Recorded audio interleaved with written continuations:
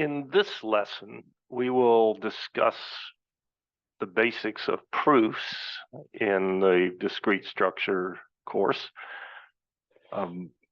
Proofs, in order to do this discussion, we'll have to make some definitions, and so that's what we will do starting now. The first definition is a mathematical system. What is a mathematical system? It's a system that consists of axioms, definitions, and undefined terms. Okay. Axioms are statements or propositions that are assumed to be true. We haven't necessarily proved they're true, but we're assuming they're to be true. And then we build the rest of the mathematical system based on the truth of these axioms. Definitions are used to create new concepts in terms of existing ones. So some terms are not explicitly determined, but rather implicitly determined by the axioms. Okay. A theorem is a proposition that has been proved to be true. Okay. A lemma is a theorem. It's maybe a more trivial theorem, not super interesting in its own right, but it's useful in proving other theorems. So a lemma is, in fact, a theorem. Okay. A corollary is a theorem that follows easily from another theorem. Okay. So these are terms that mathematicians use going forward. An argument that establishes the truth of a theorem is called a proof. Logic is the tool for the analysis of proofs. So when we did arguments in the logic section and that kind of stuff, we will use those in developing proofs. So just think of a proof as an argument. Okay. Euclidean geometry that you took in high school furnishes us with a pretty good example of a mathematical system. So among the axioms are things like, given two distinct points, there is exactly one line that connects them. That's an axiom in geometry. Okay. Don't really have a proof for that, but it's considered to be true. Another axiom, given a line and a point not on the line, there's exactly one line parallel to the line through that point. Okay. The terms point and line are undefined terms that are implicitly defined from the axioms of geometry. Among definitions in geometry, things like two triangles are congruent if their vertices can be paired so that the corresponding sides and corresponding angles are equal. Two angles are supplementary if the sum of their measures is 180. So these are examples of definitions from Euclidean geometry. Example of theorems. If two sides of a triangle equal, then the angles opposite them are equal. If the diagonals of a quadrilateral bisect each other, the quadrilateral is a parallelogram. These are theorems from Euclidean geometry. So these are all examples, axioms, definitions, theorems. A corollary, if a triangle is equilateral, then it's equiangular. That's a corollary from the previous theorem about triangles, sides, and angles. Okay. Proofs, what we call direct proofs, kind of take this form. Let's say for all x1 up to xn, if px1 up to xn, then qx1 up to xn. It's a p implies q. The universally quantified statement is true provided the conditional proposition if p blah blah blah then q blah blah is true. Okay, for all x1 up to xn in the domain of disclosure. So in other words, for all x, px implies qx. A direct proof assumes that the proposition p x1 x2 up to n is true. We call it the hypothesis, and that using that hypothesis, px1 up to xn, as well as other axioms, definitions, previously divided theorems, and rules of inference, we can show directly that q is true. So just starting with P and other information we know, we can create an argument that shows that if P is true, Q is true. That's the example of what's called a direct proof. Okay. To give some examples of direct proofs, we're going to make some definitions involving integers here. An integer n is even if there exists an integer k such that you can write n as 2 times k. Okay. So k is an integer, n is an integer. N is even if it's possible to write n as twice another integer. An integer is n is odd if there exists an integer k such that n is 2k plus 1. So to write an odd integer, you have to find an integer that when you double it and add 1, you get the integer you're interested in. So as example, 14 is even because 14 can be written as 2 times 7. Okay. 13 is odd since 13 is 2 times 6 plus 1. 6 is an integer here, 7 is the integer there. So in the 14 is even in the even definition, the k is 7. In the odd definition, the k is 6 here. All right, so here's a statement I want to prove. Prove that all integers m and n, if m is odd and n is even, then m plus n is odd. So we're going to assume that m is definitely odd and n is even. That's our p, x1, x2, so forth, our premise. Okay. And we want to conclude that m plus n is odd. Okay. So what information do we know? We know that if m is odd, then m can be written as 2k plus 1, where k is an integer. Okay. We also know that when n is even, then n can be written as 2j, where j is even. So notice the definitions, we use k. It doesn't matter what letter you use. So as long as it's 2 times an integer. So I'm using j here to separate it from the k up there in the odd case. Okay. So notice it tells me, I want to know what happens when m and n are added. So if I just do m plus n is the same thing as saying 2k plus 1 plus 2j. And then since addition is commutative, I can rearrange things. So I rearranged it to be 2k plus 2j plus 1. And then if you notice in the first term, 2k plus 2j, I can factor a 2 out. And that leaves me k plus j plus 1. So I've got 2k plus j plus 1. Now, if k is an integer and j is an integer, the sum of 2 integers is an integer. So I've got 2 times an integer plus 1, which is our definition of an odd number. So m plus n, when you do m plus n and you do the algebra here, you find out you have 2 times an integer plus 1, which means n plus n is odd. Okay. Let's go back a minute. M plus n is, I'm sorry, I just wanted to go back. M plus n has to be odd because by taking m, which was odd, and n, which is even, I was able to show that the result of the addition is 2 times an integer plus 1. Okay. Now, suppose I want to give a direct proof of the following statement. For all sets x, y, and z, x intersect y minus z is equal to x intersect y minus x intersect z. Okay. To prove the equality of two sets, you need to show that the set on the left, x intersects y minus z, is a subset of the x on the right, x intersect y minus x intersect z.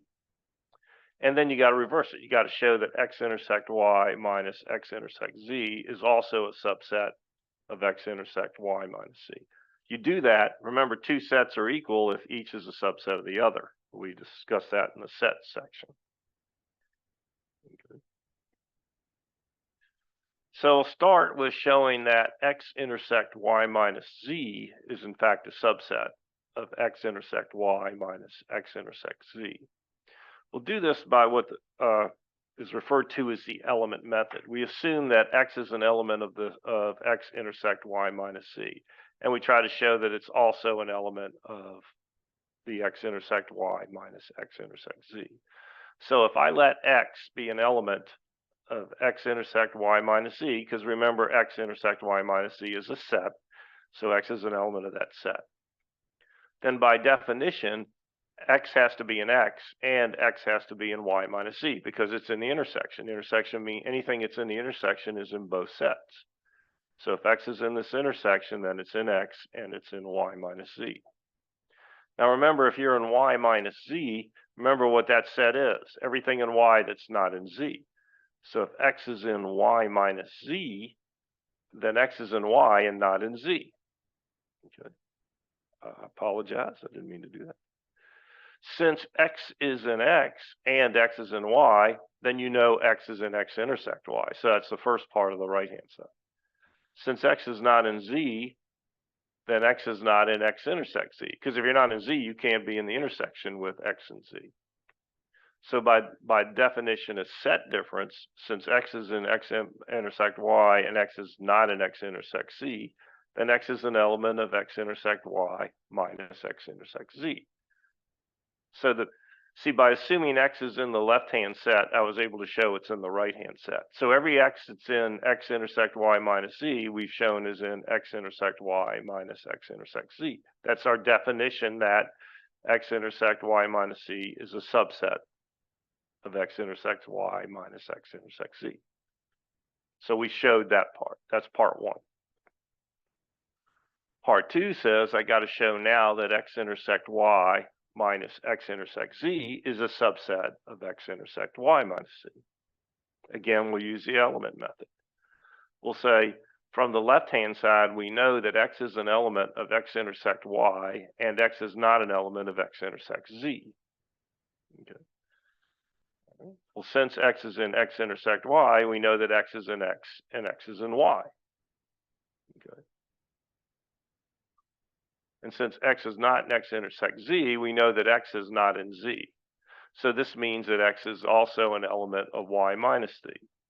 Thus, X is in the intersection of X and Y minus Z. Okay. So if X is in, so we showed that if X is an element of X intersect Y minus X intersect Z, that we then showed that it's also an X intersect Y minus Z, which means that X intersect Y minus X intersect Z is a subset of X intersect Y minus Z, which means the two sets are equal. So that proves that they're equal.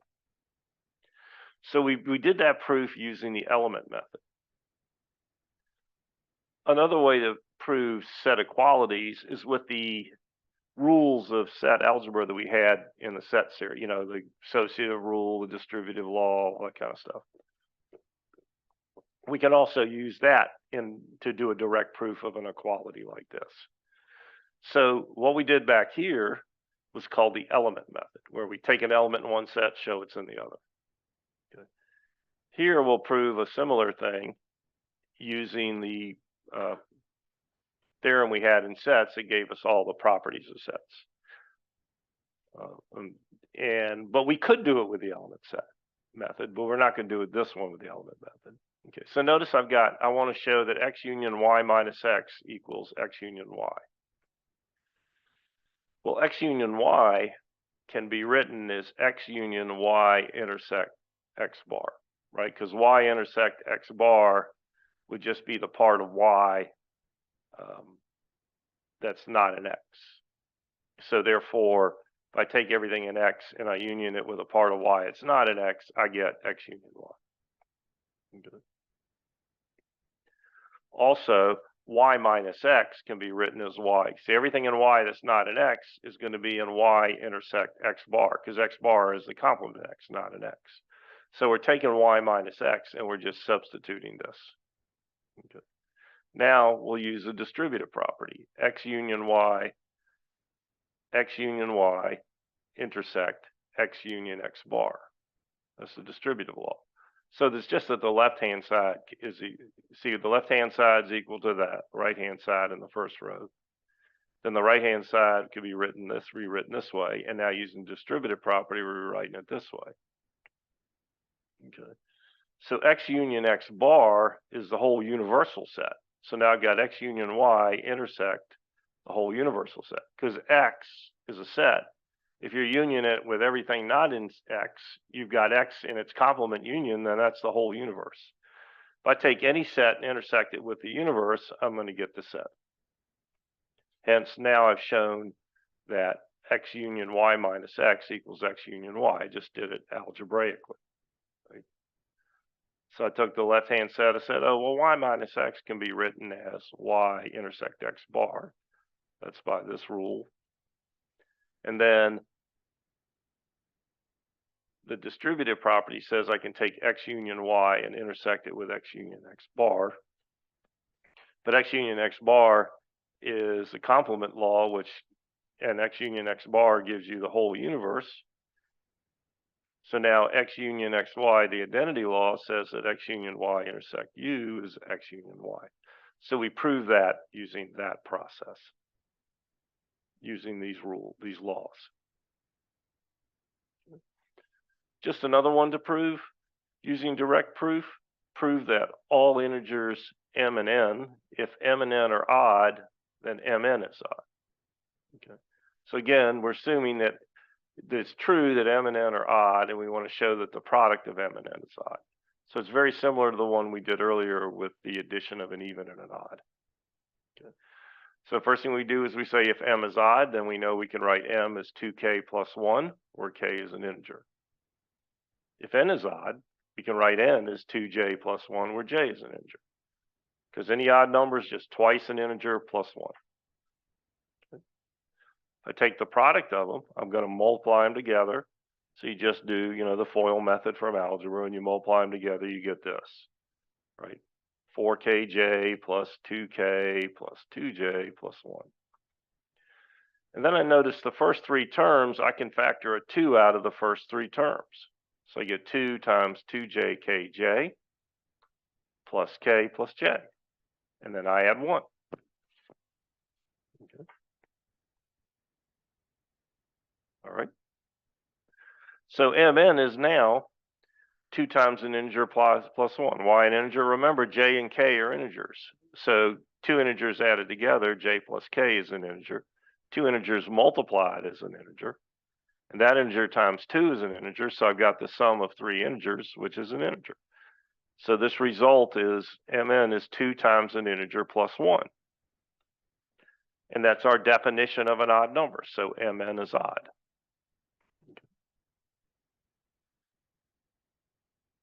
So these are all examples of direct proofs.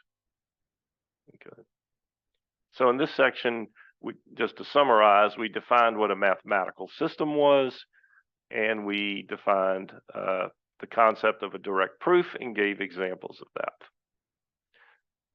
So that will end this lesson.